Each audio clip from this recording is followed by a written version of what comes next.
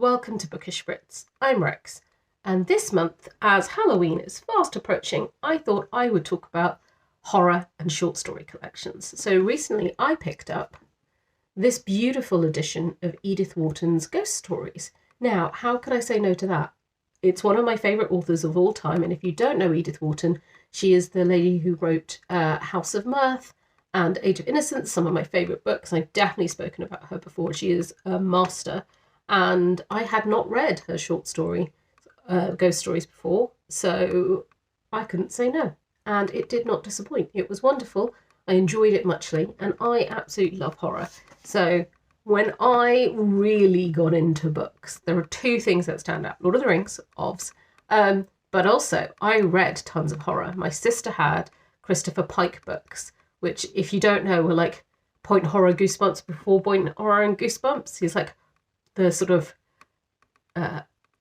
runway up to Stephen King. So I read loads of Christopher Pike. And once I was done reading all of his books in the library, I moved on to reading all of Stephen King's books and Dean Koontz's books. And that were my teen years. I just read all of their books.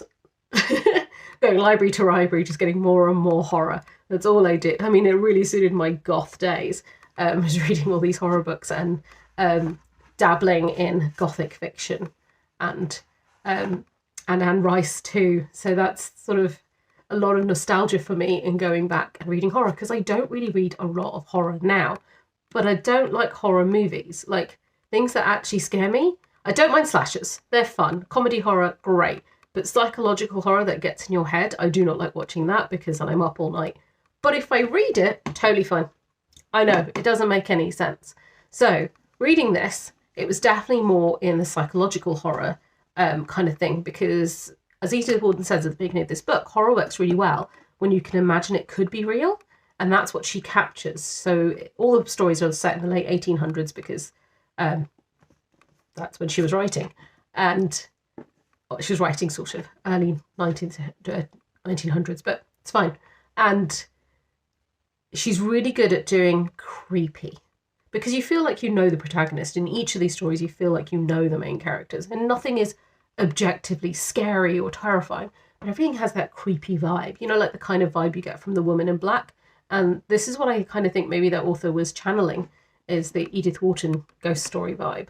So if you want something creepy this Halloween, pick up Edith Wharton. I will also post some of my other favourite horror collections in the description below, so you've got a few of them.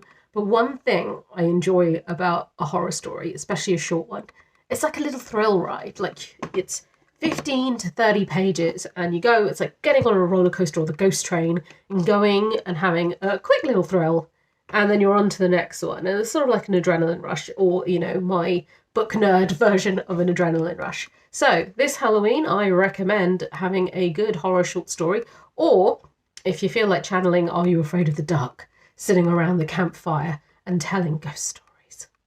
Have a lovely Halloween. Bye.